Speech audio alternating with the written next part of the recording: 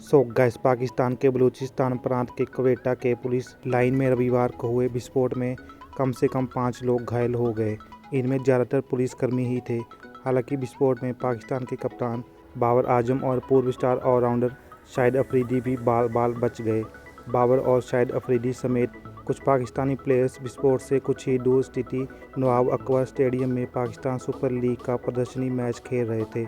यह एक आतंकी हमला बताया जा रहा है।